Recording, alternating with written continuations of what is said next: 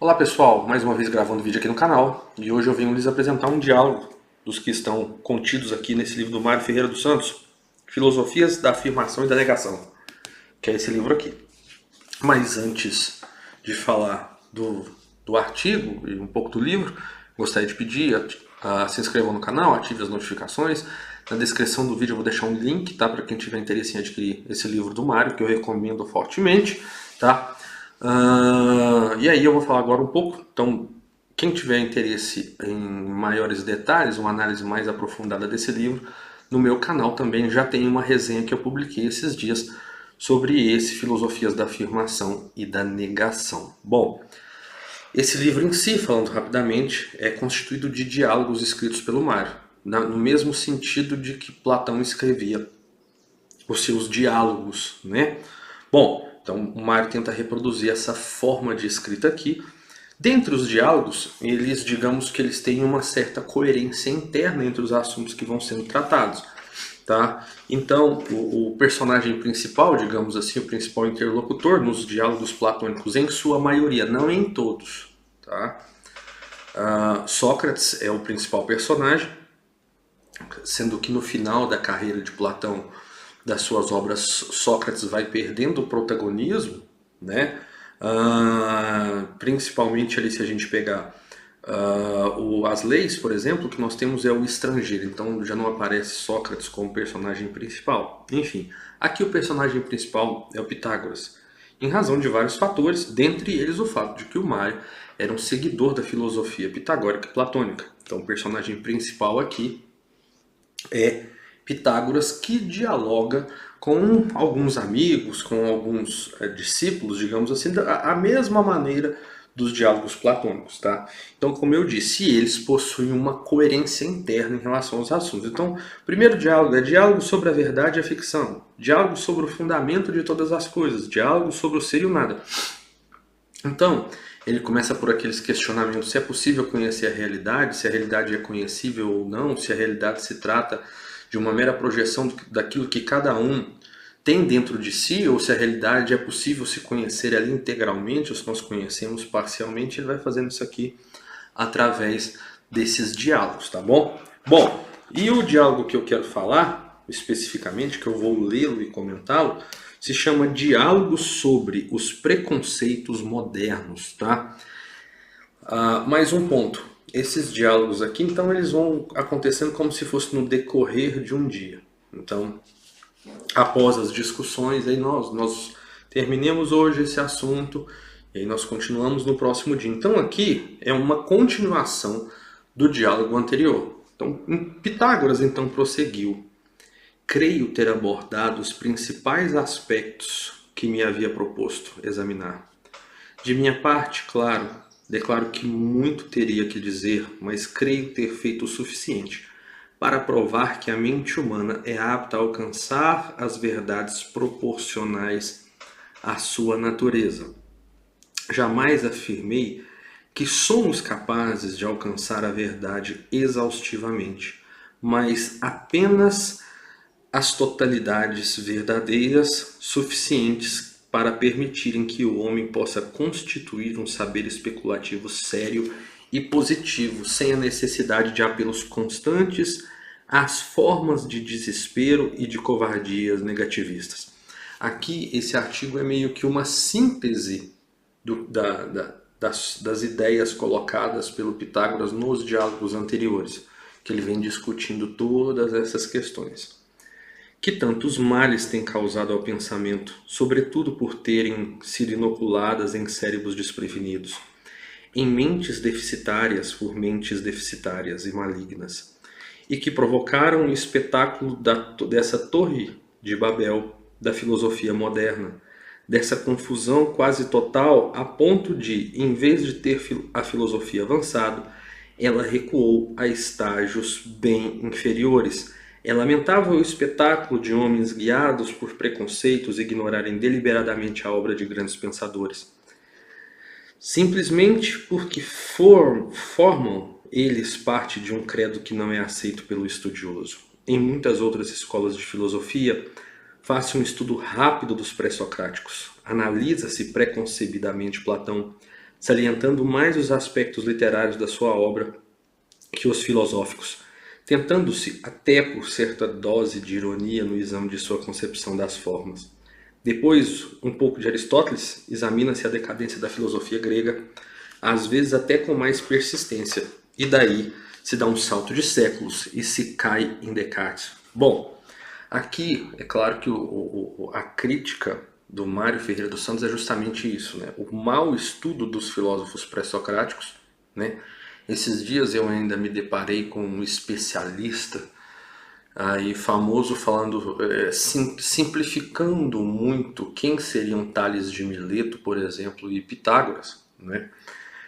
Fazendo uma série de asserções falsas e desprovidas de qualquer fundamento historiográfico, né? E assim, a pessoa possui uma enorme relevância, né?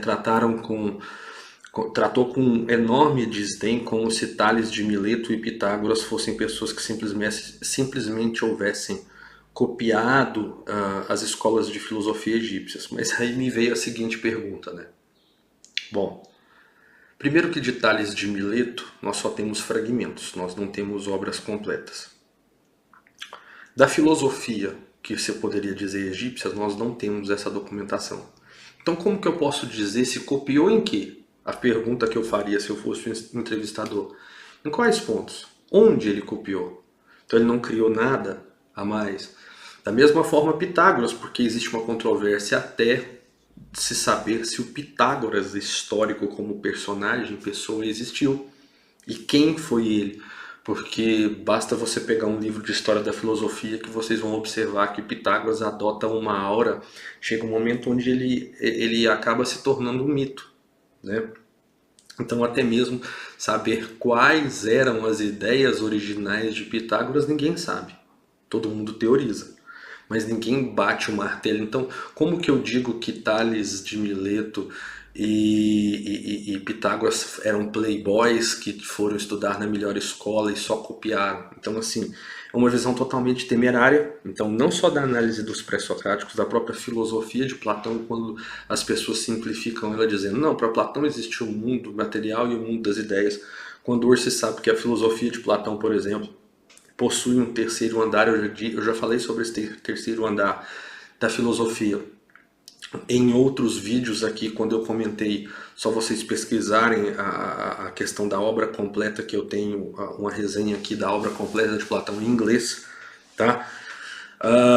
Enfim, e além de tudo simplificam como se dentre o período de Aristóteles a Descartes não houvesse nenhuma vida intelectual. E nós sabemos claramente, quem estuda o básico da filosofia, que houve uma gigantesca vida intelectual nas áreas da filosofia, não só dentro ali, após, digamos assim, no Império Romano, quando há o período da patrologia ou da patrística, né, com Santo Agostinho, por exemplo, Orígenes, enfim, que nós temos Santo Agostinho descendente direto dos neoplatônicos, como Plotino, né? Enfim, aí quando nós temos esse período, nós chegamos, e se chega à Idade Média, então a filosofia alcança o seu ápice, né, com a escolástica. E aí eu posso citar o maior nome, que sem sombra de dúvida é Santo Tomás de Aquino, mas tem Duns Scott, tem o Alberto Magno, Santo Alberto Magno, mestre de Santo Tomás de Aquino. E só a obra de Santo Tomás de Aquino você ficaria ali a vida toda estudando ela, né?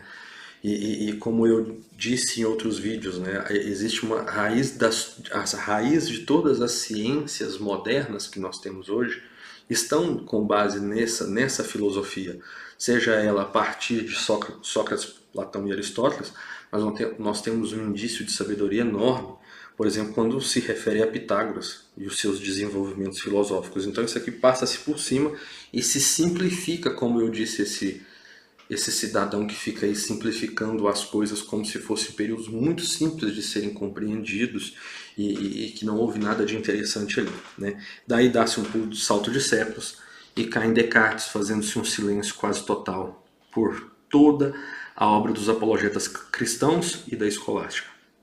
A Idade Média é apresentada como uma longa e tenebrosa noite da inteligência humana. E se acaso algum autor desse período é lembrado, essa lembrança somente se faz na proporção em que ela serve para ajustar às concepções capengas e míopes da modernidade, sobretudo quando contribuem para aumentar a tendência negativista que corrói o pensamento moderno e cria esse moloque da inteligência que é o niilismo avassalante, sobretudo negativista, mas ativo que Nietzsche profetizara e que já está dando seus frutos bem ácidos. A necessidade de compreender que a escolástica foi um momento da filosofia e continuou o processo filosófico. Não foi um momento de queda, mas de ascensão. Só o desenvolvimento sistemático das obras dos grandes autores desse período pode levar certos doutos a desprezarem e até caluniarem esse período com a exibição pernóstica da sua ignorância e, sobretudo, a sua incapacidade para assimilar as obras dos grandes mestres. É simples, se nós pegarmos uma questão disputada, por exemplo, dentro da Suma Teológica, sobre o que é o medo, já começa se falando sobre a existência de Deus. Então o que Santo Tomás faz? Né? Como Aristóteles dizia, ele começa sobre as opiniões relevantes que se tem sobre determinado assunto. Após essas opiniões relevantes sobre determinado assunto, seja pegando Platão, Sócrates, Boécio, Agostinho, enfim, quem citou, quem falou de importante sobre essa matéria, Santo Tomás de Aquino vem e fala se ele é a favor, se ele concorda ou não, né? Se é possível haver uma ciência, enfim. E a partir de então ele refuta cada uma das opiniões daquelas pessoas que ele concorda, ou ele fala que ele concorda, se ele discordar ele vem refutando todas essas opiniões das questões disputadas, e aí então ele vem dar a sua resposta, seu parecer sobre determinado assunto. Bom, eu não conheço nenhum filósofo moderno que faça isso. Tá? Acredito que não exista. Não obstante, nós temos, por exemplo, a Suma contra os Gentios, de Santo Tomás de Aquino, que foi uma obra escrita e terminada, porque algumas outras, como a própria Suma Teológica e o compêndio, por exemplo, de Teologia Santo Tomás não termina essas obras, a Suma Teológica é uma obra terminada, ele vai fazer as argumentações dele simplesmente baseadas na lógica. Né? Então não existe argumentos de fé. Ele vai pelos argumentos lógicos, racionais, demonstrar a sua crença. Eu duvido que algum professor universitário hoje consiga pegar aquilo ali, ler e explicar. Como também o próprio René Guénon salienta isso na questão do reino da quantidade final dos tempos, né? Esse declínio intelectual. Então é muito simples eu dizer isso já foi superado. Mas foi superado onde? Quando? Quem? Quem escreveu a respeito? Você leu? Você... Né? Então os escolásticos tinham todo esse cuidado, né, no desenvolvimento das suas obras, nessas questões disputadas, enfim. Só para fazer um apêndice aqui, uma nota de rodapé, para quem quiser então pesquise sobre, por exemplo, a Suma contra os Gentios de Santo Tomás de Aquino. Leia as 10 primeiras páginas e veja se você conseguiu entender e resumir o argumento de Santo Tomás. A meu ver, o grande trabalho que nos cabe agora é rever tudo, desde o princípio, todo o processo histórico da filosofia. Não se trata propriamente de reunir positividade, mas estou certo de que é possível construir uma filosofia que reúna as positividades, um todo coerente que permita nele, fundado, recomeçar outro período do filosofar.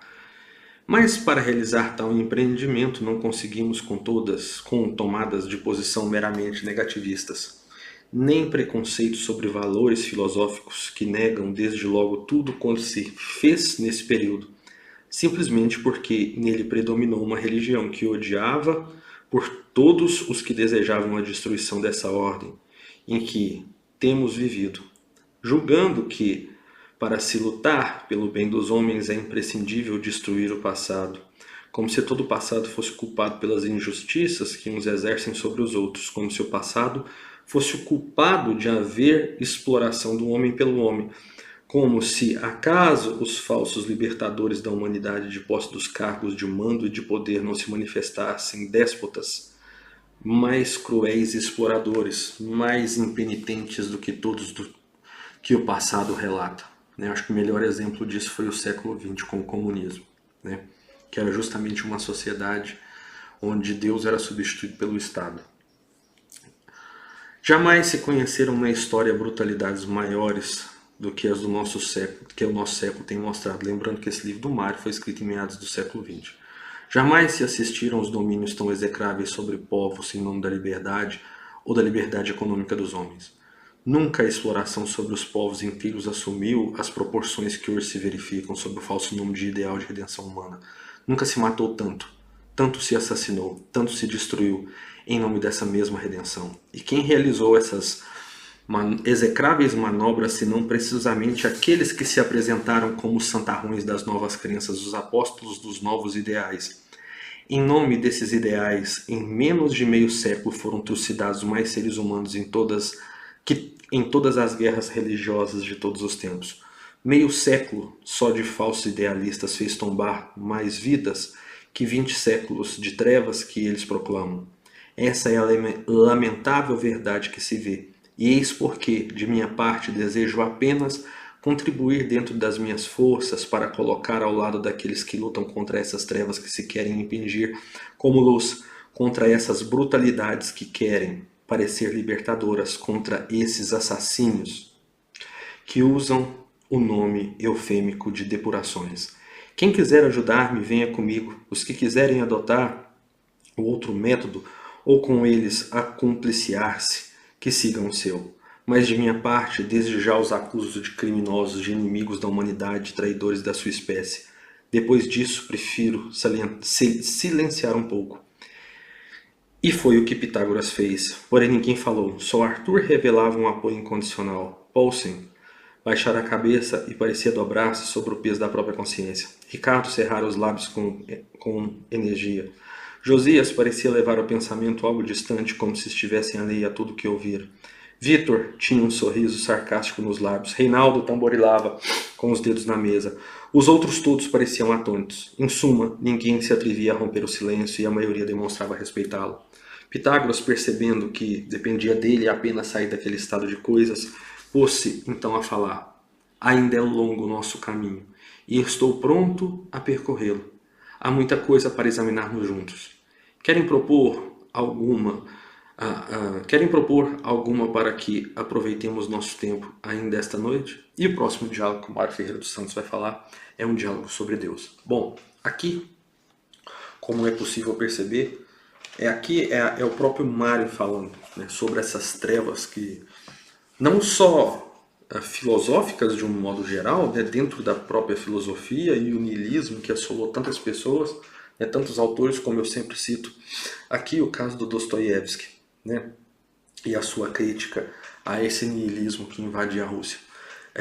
Mas quando eu leio esse diálogo, eu penso no próprio Mário Ferreira dos Santos falando para aquelas pessoas que estavam junto, né, aqueles interlocutores que poderiam ser qualquer uma das pessoas que se identificam na leitura do livro, né, tentando isso, né, essa mensagem. Eu percebo isso como vamos dizer assim, um recado direto do Mário Ferreira dos Santos para aquelas pessoas que estariam lendo a sua obra e de alguma forma fazendo a divulgação, aprofundando ela e tendo esse ideal da verdade, né? Como era o caso do Mário e toda a tradição que ele seguia. Bom, então tá aqui a minha leitura e comentário sobre esse diálogo que está na Filosofias da Afirmação e Negação, do Mário Ferreira dos Santos.